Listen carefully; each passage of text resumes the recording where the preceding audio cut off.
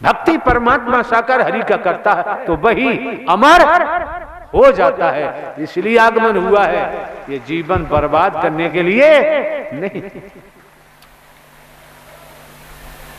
परिवार में रहते हुए, समाज में रहते हुए, खेती बाड़ी नौकरी व्यापार करते हुए कितना सरल कर दिया, सहज कर दिया। कर से कर्म करो विधिनाना, मन राखो जहां साकार हरि निधाना। कभी किसी पे उंगली उठाने की जरूरत नहीं, किसी पे ढेला फेंकने की जरूरत क्यों? कलयुग नहीं है, करजुग है। इस हाथ दे और इस हाथ, इसलिए कभी किसी पर ढेला या बुरा कुछ सोचने की जरूरत नहीं। निसंदेह, कोई संदेह नहीं, कोई संदेह नहीं है। आप फूल बांटना शुरू कर दो, बदले में आपको फूलों की माला मिलेगी, मांगने की जरूरत नहीं थी। आप कांटे बोना शुरू कर दो, बदले में कांटे मिलेंगे, बचेंगे नहीं। क्यों? जुबान की शक्ति साकार हरि प्रभु ने दी है। ऐसी वाणी बोलिए मन का आपा खोए, और उनको शीतल करे आपो शीतल, जो करेगा सो भरेगा। विधाता का विधान है, साकार हरि का विधान है। क्योंकि कर्म करने के लिए संसार स्वतंत्र है और भोगने के लिए परतंत्र है।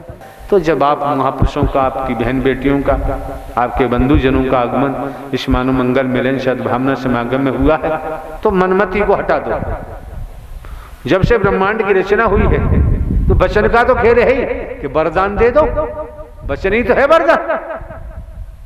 जो जो तपस्याएं की न की है सारा खेल वचन का है। अगर आपको लगता है कि आप साकार हरि परमात्मा का जन्मा है, अविनाशी है, न जन्म लेते हैं न मरते, हमेशा कायम धाम रहते हैं, जब आपकी समझ में है वेतन ही तन में है, तन में हो तो वेतन है, और ये पूरे ब्रह्मांड में समझ सकल पसारा स्वयं साकार हरि का है, तो फिर तो वचन की तरफ पूरा ध्यान देना चाहिए। फिर वचन कभी तोड़ने की कुचेष्टा क्यों?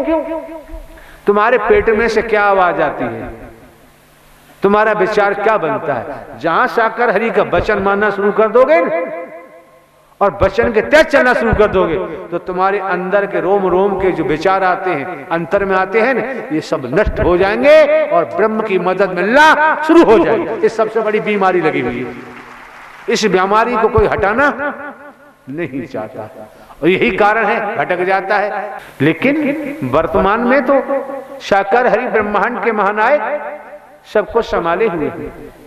किस तरह से हरियाली रह रही है, खुशहाली रह रहे हैं, किस तरह से मोहब्बत, प्यार, स्नेह, प्रेम का असीमित दरिया बह रहे हैं, भेदभाव हट रहा है। यहां तक कि परिवार में विद्रोह होने लगता है, क्योंकि परिवार का मुखिया ने अपना संपूर्ण जीवन परिवार के लिए अर्पित किया हुआ है, परिवार का भला चाहता है। परिवार का मुखिया अपने परिवार का बुरा तो चाहता नहीं, इसलिए परिवार के मुखिया की बात मानना नितांत आवश्यक। जब यह समझ में आया कि जब आप आत्माओं का, आपकी बहन बेटियों का, आपके बच्चों का आगमन इस मानव मंगल मिलन सद्भावना समागम में हुआ, तो आपको भी समझ लेना चाहिए कि जब साकार हरि को आत्म समर्पण किया है, संसार में तनधारी क्या करते हैं क्या नहीं करते हैं, साकार हरि को आत्म समर्पण कर वचन मान के सत्कर्म करेंगे तो सोच लीजिए साकार हरि आपके साथ अच्छा ही करेंगे, कभी गलत नहीं कर सकते। क्योंकि हम तुच्छ हैं, हमारी बुद्धि तुच्छ है, साकार हरि परमात्मा विशाल है, उनकी बुद्धि विशाल है। जब उनको समर्पण कर दिया फिर भय खाने की जरूरत, फिर डर लगता ही नहीं। इस संसार में डराने वालों की कमी नहीं और डरने वालों की भी कमी नहीं। कोई संत भक्त दुनिया में होता है, वो कभी किसी का बुरा नहीं सोचता। जब बुरा नहीं सोचता तो बुरा करता भी नहीं है, उससे फिर संसार में किसी से भय होता नहीं। लेकिन इतना भी ध्यान रखें, निस्वार्थ में डूबे हुए लोग। वास्तव में हम तो औरों को दुश्मन मान रहे हैं। सारे दुश्मन मोह माया के, मिथ्या नश्वर के, भेदभाव के, मैं मेरी के, अहम के, सारे दुश्मन इस शरीर में है, रोम रोम में है, लहू में है, मन मस्तिष्क में है। तो अपने दुश्मनों को जो शरीर में बैठे हुए हैं, इनको कैसे निकाला जाए? इनको देवी स्वरूप, देवता स्वरूप का सानिध्य पाएं, इनका संग करें और साकार हरि का वचन मानकर सदकर्म करें, तो ये निकलते जाते हैं, कमजोर होते जाते हैं और निकलते जाएंगे। अगर इसके विपरीत हैं तो बाबूजी इनका निकलना अंतिम समय तक संभव नहीं होता। इसलिए धर्म ग्रंथों में, वेदों में, पुराणों में, शास्त्रों में सब कुछ आया है। ये सत्य का संग आपको मिला हुआ है, ये मानव मंगल, मिलन, सद्भावना, समागम आपको मिला हुआ है और इसका भरपूर तरीका से लाभ उठाओ। लेकिन लाभ उठाने से पहले ये ध्यान रखें कि बुनियाद मजबूत होनी चाहिए, नींव मजबूत होनी चाहिए। मकान अगर बुनियाद बालू के ढेर पर रख दी जाए तो न दीवार बन पाएगी न मकान बन पाएगा। इसलिए बुनियाद, समझदार लोग मकान बनवाते हैं तो बुनियाद बड़ी मजबूती से रखते हैं, तब कहीं दीवार ले जाते हैं, तब जाके कहीं छत पड़ती है। इसी प्रकार से जब आप महापुरुषों का इस मानव मंगल, मिलन, सद्भावना, समागम, आगमन हुआ, आपकी बहन बेटियों का हुआ है, क्योंकि सभी जानते हैं कि अगली सांस का किसी को भरोसा नहीं। राजा रहे न रंग, बली रहे न औलिया, संतरी रहे न मंत्री, अधिकारी रहे न कर्मचारी, जो आया है सो जाएगा, राजा रंग फकीर। जो व्यक्ति, जो संत, जो भक्त, जो ऋषभ, जो भाई बहन किसी के अपने शरीर में देखेंगे कि वास्तव में हम तो औरों को दुश्मन मान रहे हैं, सारे दुश्मन मोह माया के, मिथ्या नश्वर के, भेदभाव के, मैं मेरी के, अहम के, सारे दुश्मन इस शरीर में है, रोम रोम में है, लहू में है, मन मस्तिष्क में है। तो अपने दुश्मनों को जो शरीर में बैठे हुए हैं, इनको कैसे निकाला जाए? इनको देवी स्वरूप, देवता स्वरूप का सानिध्य पाएं, इनका संग करें और साकार हरि का वचन मानकर सदकर्म करें, तो ये निकलते जाते हैं, कमजोर होते जाते हैं और निकलते जाएंगे। अगर इसके विपरीत हैं तो बाबूजी इनका निकलना अंतिम समय तक संभव नहीं होता। इसलिए धर्म ग्रंथों में, वेदों में, पुराणों में, शास्त्रों में सब कुछ आया है। ये सत्य का संग आपको मिला हुआ है, ये मानव मंगल, मिलन, सद्भावना, समागम आपको मिला हुआ है और इसका भरपूर तरीका से लाभ उठाओ। लेकिन लाभ उठाने से पहले ये ध्यान रखें कि बुनियाद मजबूत होनी चाहिए, नींव मजबूत होनी चाहिए। मकान अगर बुनियाद बालू के ढेर पर रख दी जाए तो न दीवार बन पाएगी न मकान बन पाएगा। इसलिए बुनियाद, समझदार लोग मकान बनवाते हैं तो बुनियाद बड़ी मजबूती से रखते हैं, तब कहीं दीवार ले जाते हैं, तब जाके कहीं छत पड़ती है। इसी प्रकार से जब आप महापुरुषों का इस मानव मंगल, मिलन, सद्भावना, समागम, आगमन हुआ, आपकी बहन बेटियों का हुआ है, क्योंकि सभी जानते हैं कि अगली सांस का किसी को भरोसा नहीं। राजा रहे न रंग, बली रहे न औलिया, संतरी रहे न मंत्री, अधिकारी रहे न कर्मचारी, जो आया है सो जाएगा, राजा रंग फकीर। जब अगली सांस का भरोसा नहीं तो किस पे घमंड करें, किस पे गुमान करें, किस पे अहंकार करें? कौन पराया है? भेदभाव। जहां भेद होता है वहां कभी अभेद नहीं हो सकते। कहां जाएं परमात्मा की भक्ति करने के लिए? परमात्मा की भक्ति कभी संकीर्णता में नहीं होती, दायरे में सीमित नहीं होती। अगर दायरे में सीमित है, संकीर्णता में है, तंग गलियों में है, भेदभाव में है, तो कितना ही कुछ करो वो परमात्मा की भक्ति हो ही नहीं सकती। और जहां निस्वार्थ है, अगर हमारा कोई निस्वार्थ है, दान पात्र में लगवाऊं या किसी रूप में नोट, वोट, रुपया, पैसा, वस्तु पदार्थ, सोना चांदी, कोठी बंगला, फूल मार, धूपबत्ती में ग्रहण करूं, ये मेरा धर्म नहीं बनता। मैं ऐसा कर ही नहीं सकता, हमको जरूरत ही नहीं। जो करेगा सो भरेगा। चिंतन करो जब आपको मौका मिलता है, व्यवहार का रूप दो, कर्म में डालो, निसंदेह आपका जीवन धन्य हो जाएगा, आपका जीवन खुशहाल हो जाएगा, आपके जीवन में हरियाली होगी, फूल होगा, फल भी होगा। और ये समझ में आई गया है, अगर किसी के घर में जवान बेटे की मृत्यु हो जाती है, इतना सद्ज्ञान पाया है, वो जवान बेटे की मृत्यु पर रोएगा, आंखों में आंसू नहीं, कि वो जान चुका है जिसका स्टेशन आ गया उसे उतरना ही पड़ेगा। राजा हो चाहे रंग, बली हो चौलिया, संतरी हो चाहे मंत्री, अधिकारी हो चाहे कर्मचारी, कोई भी हो जान में, जिसका समय आ गया उसके शरीर की मौत अटल सत्य है, किसी रूप में होगी जरूर। तो किसको पता है जहान में? संसार में किसी को पता नहीं अगली सांस आए या नहीं। पड़ा रहेगा माल खजाना, छोड़ त्रिया सुत जाना है, कर ले बंदे प्रेम मानवता से, नहीं तो फिर पछताना है। पड़ा रहेगा माल खजाना, छोड़ त्रिया सुत जाना है, और कर ले बंदे प्रीत साकार हरि से, नहीं तो फिर पछताना है। ये मौके बार बार नहीं मिलते हैं, अवसर बार बार नहीं मिलता है। जो मौका आपको मिल चुका है, अवसर मिल चुका है, और झूठ के पुलंदे बनाना हमारे बस की बात, झूठ पर आदासिला रखना हमारे बस की बात नहीं। क्योंकि मानव धर्म सत्य था, है और रहेगा। मानव धर्म सत्य था, है और रहेगा। मानवता भाईचारा, अनेकता में एकता, मानव मानव को गले लगाना, मानव मानव से प्रेम करना, यही सत्य की परिधि पैर प्रथम सीढ़ी है, यही से शुरुआत होती है।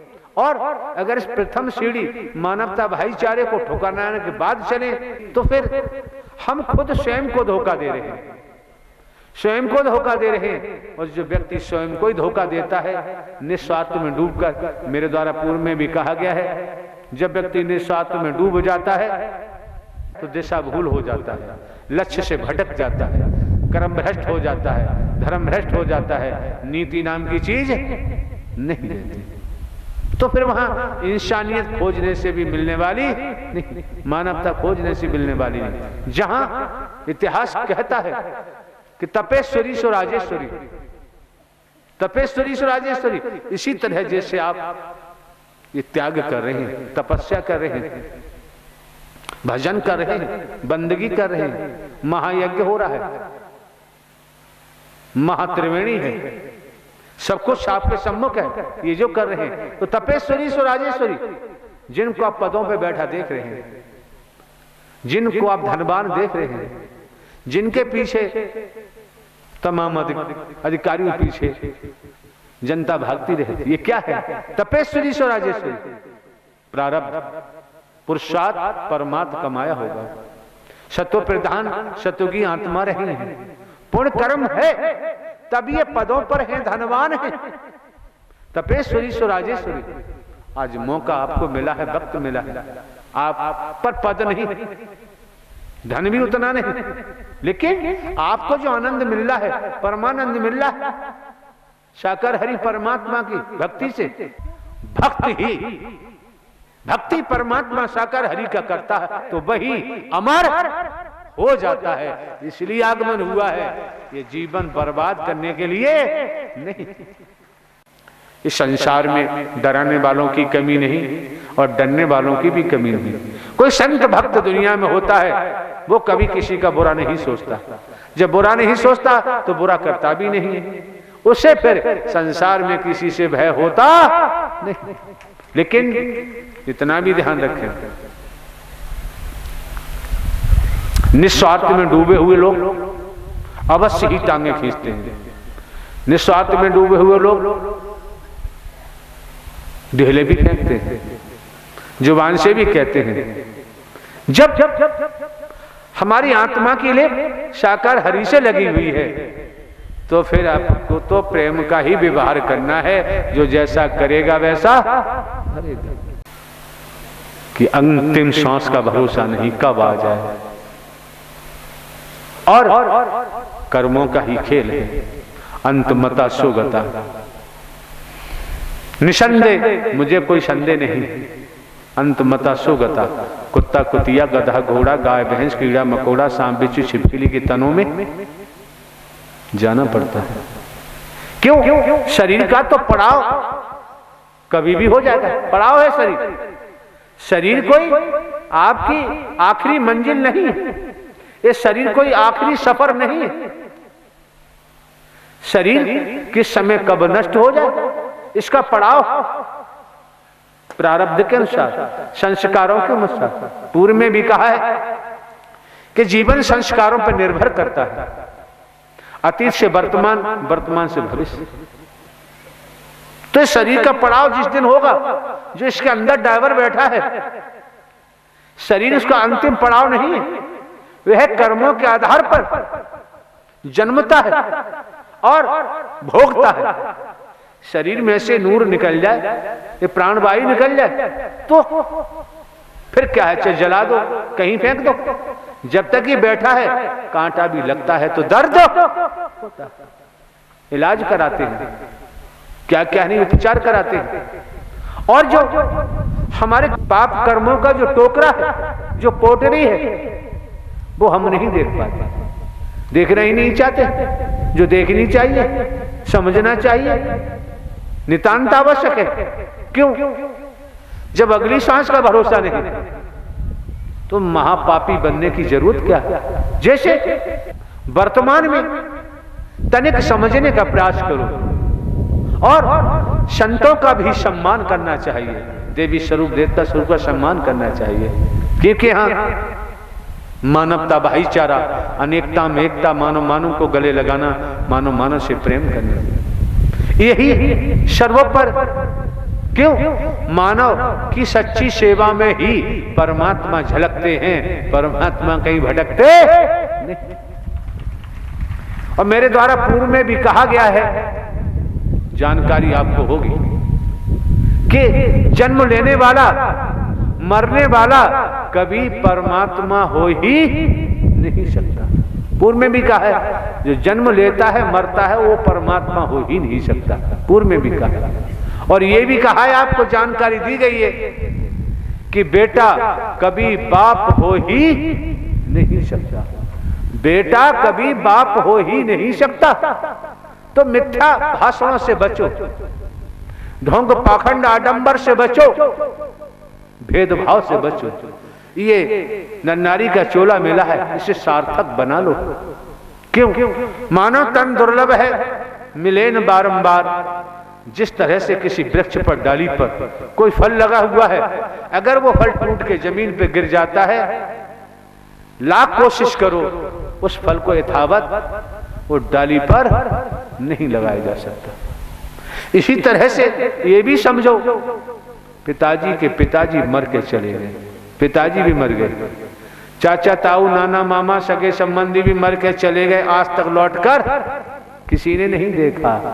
मेरी जमीन जायदाद, मेरी कोठी बंगले, मेरे कल कारखाने, मेरे बेटे मेरी बेटियां, मेरे भाई मेरी बहनें चिल्ला चिल्ला के मर के चले गए, आज तक लौट के नहीं आए। सभी ही पड़ा रह गया।